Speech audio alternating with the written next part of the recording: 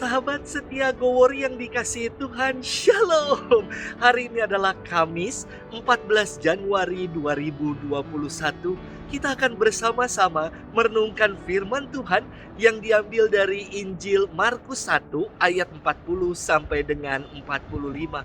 Mari kita juga mau berdoa untuk para korban bencana longsor di Sumedang dan juga musibah yang menimpa pesawat Sriwijaya Air SJ182. Semoga para korban boleh mengalami istirahat abadi di dalam rumah Bapa, dan bagi keluarga yang ditinggalkan dikaruniai senantiasa pengharapan dalam iman. Kita siapkan hati kita dalam merenungkan firman Tuhan hari ini. Haleluya, haleluya, haleluya. Yesus mewartakan kerajaan Allah dan menyembuhkan semua orang sakit. Haleluya, haleluya, haleluya. Tuhan bersamamu dan bersama rohmu. Inilah Injil Yesus Kristus menurut Santo Markus, dimuliakanlah Tuhan. Sekali peristiwa, seorang sakit kusta datang kepada Yesus. Sambil berlutut di hadapan Yesus, ia mohon bantuannya, katanya, "Kalau engkau mau, engkau dapat mentahirkan aku." Maka tergeraklah hati Yesus oleh belas kasihan. Lalu ia mengulurkan tangannya, menjamah orang itu dan berkata kepadanya, "Aku mau, jadilah engkau tahir." Seketika itu juga lenyaplah penyakit orang kusta itu dan ia menjadi tahir. Segera Yesus menyuruh orang itu pergi dengan peringatan keras, katanya, "Ingatlah, janganlah engkau memberitahukan hal ini kepada siapapun, tetapi pergilah, perlihatkanlah dirimu kepada imam, dan persembahkanlah untuk pentahiranmu persembahan yang diperintahkan oleh Musa sebagai bukti bagi mereka." Tetapi orang itu pergi memberitakan peristiwa itu dan menyebarkannya kemana-mana, sehingga Yesus tidak dapat lagi terang-terangan masuk ke dalam kota.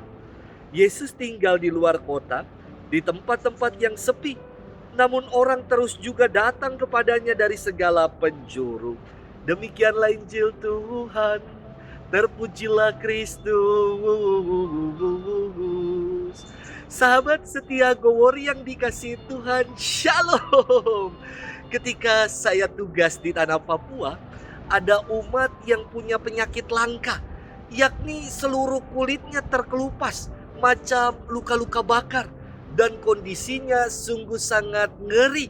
Dari ujung kepala hingga wajah, kaki semua terkelupas dan bernanah.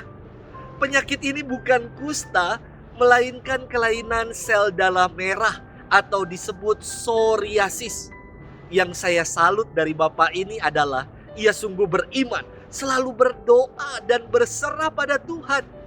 Ia pernah berkata kepada saya demikian, "Bapak Pater, iblis boleh rusak saya tubuh, tetapi saya jiwa sepenuhnya milik Bapa di surga." Saya dengarnya sampai merinding ketika ia mengucapkan hal itu. Sahabat setia Gowori yang dikasihi Tuhan, firman Tuhan hari ini sungguh sangat indah. Mirip dengan firman Tuhan pada hari Jumat lalu. Namun mari kita renungkannya dari perspektif yang berbeda. Kalau beberapa waktu yang lalu kita melihat dari perspektif si kusta yang tahu diri, yang tidak memaksakan kehendaknya pada Tuhan, kini kita akan melihatnya dari perspektif Tuhan. Pertama, ada orang kusta yang datang berlutut dan memohon kepada Yesus. Dan Yesus tidak pernah menolak yang datang memohon kepadanya.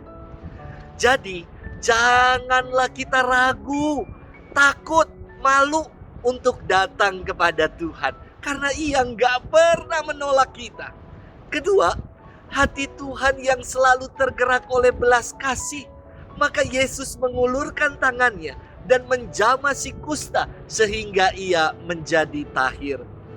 Dalam Tuhan ada kesembuhan, pemulihan, dan hatinya selalu berbelas kasih. Dan yang terakhir, yang ketiga, Yesus meminta si kusta untuk pergi dan mempersembahkan menurut persembahan yang diajarkan oleh Nabi Musa. Ia diminta untuk menunaikan hukum Tuhan, hukum Taurat atas pentahirannya. Inilah perutusan yang Yesus berikan, yakni untuk mewartakan kabar baik, berita pemulihan, berita kesembuhan. Sahabat setia Gowori yang dikasihi Tuhan, terkadang kita menjadi pribadi-pribadi yang enggan untuk mengalami Tuhan, untuk datang kepada Tuhan. Entah karena malu, takut, atau karena arogansi pribadi kita. Padahal Tuhan gak pernah menolak kita. Bahkan hatinya senantiasa tergerak oleh belas kasih dan tangannya senantiasa terulur bagi kita. Yuk, kita datang dan mengalami Tuhan. Kita pun diutus Tuhan untuk mewartakan kabar baik dalam hidup. Tuhan memberkati kita sekalian dalam nama Bapa dan Putra dan Roh Kudus. Amin.